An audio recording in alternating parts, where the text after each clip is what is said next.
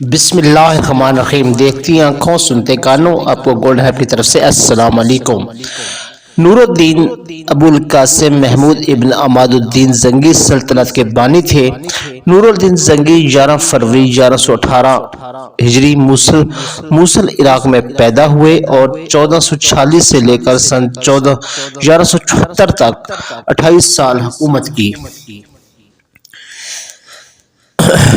نور الدین زنگی نے مسیحیوں سے اپنے دور حکومت میں بیت المقدس واپس لینے کے لیے پہلے ایک مضبوط حکومت قائم کرنے کی کوشش کی۔ اس مقصد کو حاصل کرنے کے لیے گرد و نواح کی چھوٹی چھوٹی مسلمان حکومتوں کو ختم کر کے انہیں اپنی مملکت میں شامل کر لیا۔ شروع میں نور الدین کا دارالحکومت حلب تھا۔ 549 ہجری میں انہوں نے دمشق پر قبضہ کر کے دارالحکومت قرار دے دیا۔ انہوں نے صلیبی ریاست پتکانیہ پر حملہ کر کے بہت سے علاقوں پر قبضہ کر لیا اور بعد ازاں اڈیسا پر مسلمانوں کا قبضہ ختم کرنے کی عیسائیوں کی کوششوں کو بھی ناکام بنا دیا۔ دوسری صلیبی جنگ میں فتح کی بدولت ہی مسلمان تیسری صلیبی جنگ میں کامیاب ہو کر بیت المقدس واپس لینے میں کامیاب ہوئے۔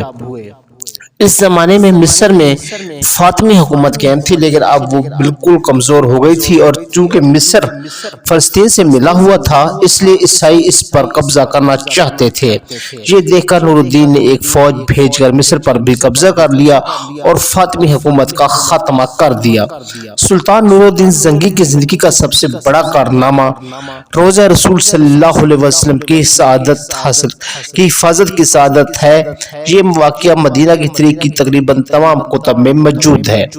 سمودی کے قول کے مطابق عیسائیوں نے سازش 557 ہجری میں مرتب کی۔ اس وقت شام کے بادشاہ کا نام سلطان نور الدین زنگی تھا اور اس کے مشیر کا نام جمال الدین اصفہانی تھا۔ ایک رات نماز تہجد کے بعد سلطان نور الدین زنگی نے خواب میں دیکھا کہ رسول کریم صلی اللہ علیہ وسلم 2 سرخی میں رنگت کے آدمیوں کی طرف اشارہ کر کے سلطان سے کہہ رہے تھے کہ مجھے ان کے شر سے بچاؤ۔ سلطان ہڑبڑا کر اٹھ بیٹھا، نفل ادا کی اور پھر اس کی آنکھ لگ گئی۔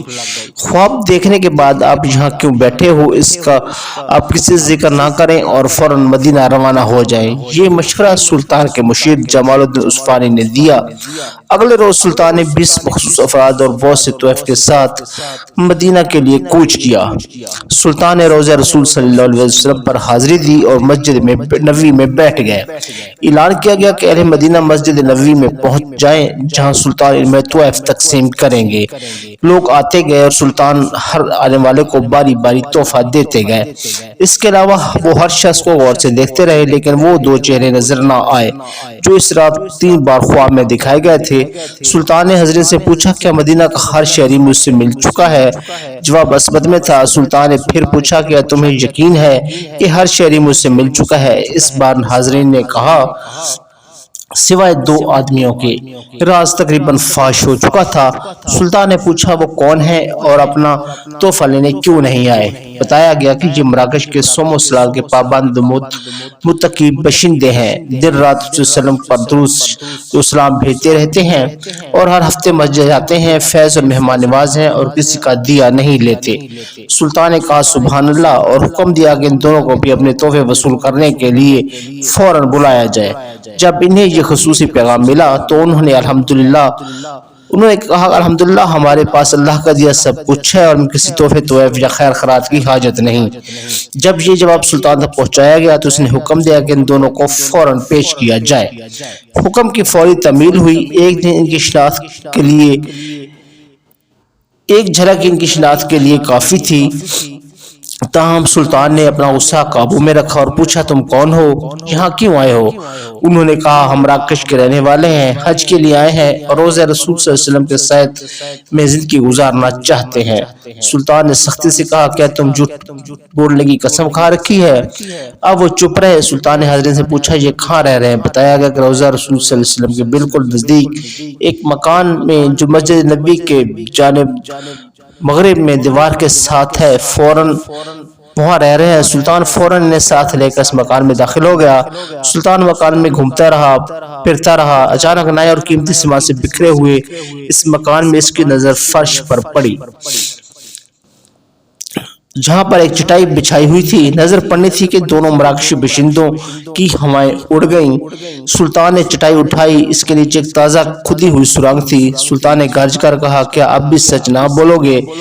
इनके पास सच के सिवा कोई चारा ना था। उन्होंने इतराफ किया कि इनके हुक्मरान ने इन्हें बहुत सा माल और साजो सामान देकर हाजियों के रूप में मराकश से इस मंसूबे पर हुजाज भेजा था कि वो रोज़ा मुबारक तक पहुंच सकें। इस नापाक मंसूबे की तकमील के लिए उन्होंने हज का बहाना बनाया और इसके बाद रोज़ा रसूल सल्लल्लाहु अलैहि वसल्लम के नजदीक मकान किराए पर लेकर रहने लग गए। हर रात वो सुरंग खोदते, उसका रुख जिसका रुख रोज़ा रसूल की तरफ रोज़ा मुबारक की तरफ होता, और हर सुबह खुदी हुई मिट्टी चमड़े के थैलों में भरकर जन्नत बकी ले जाते और इसे कब्रों पर बिखेर देते। उन्होंने बताया कि इनकी नापाक मुहिम बिल्कुल आखिरी मरहल पर थी कि रात मूसलाधार बारिश के साथ ऐसी गरज चमक हुई कि जैसे जिलजिला आ गया हो, और जब इनका ये काम पाया तकमील को पहुंचने वाला था तो सुल्तान ना जाने कैसे मदीना पहुंच गए। सुल्तान इनकी गुफ्तगू सुनते जाते और रोते जाते थे और साथ फरमाते जाते थे कि मेरा नसीब कि पूरी दुनिया में मैं इस खिदमत के लिए इस गुलाम को चुना गया। सुल्तान नूरुद्दीन जंगी ने हुक्म दिया कि इन दोनों को कत्ल कर दिया जाए। रोज़ा मुबारक के गिर्द एक खंदक खोद दी जाए और इसके गिर्द सीसा पहले दीवार बना दी जाए ताकि आइंदा कोई बदबख्त ऐसी मंजूम हरकत के बारे में सोच भी ना सके। मज़कूरा बाला वाक़या 578 हिजरी के मुताबिक सन 1442 हिजरी का है। सुल्तान ने रोज़ा मुबारक करीब एक चबूतरा भी बनवाया ताकि इस पर इन कबूर की हिफाजत के लिए हर वक्त पासबान मौजूद हैं। सुल्तान की जिंदगी का ये अजीम तरीन कारनामा है जो तारीख में हमेशा सुनहरी हरूफ में लिखा जाएगा। सुल्तान नूरुद्दीन जंगी 15 मई सन 1174 को 58 साल की उम्र में शाम के दारुल हुकूमत दमिश्क में वफात पा गए। तो नाज़रीन मोहतरम, ये थी हमारी आज की वीडियो। उम्मीद है आपको पसंद आई होगी। अगर आप इस तरह की मज़ीद अच्छी इस्लामी वीडियोस देखना चाहते हैं तो हमारे चैनल को सब्सक्राइब कीजिए ताकि हमारी हर नई आने वाली वीडियो आपको मिलती रहे। इसके साथ ही हमें इजाज़त दें। बहुत जल्द वीडियो के साथ दोबारा हाजिर होंगे। तब तक अल्लाह हाफिज़।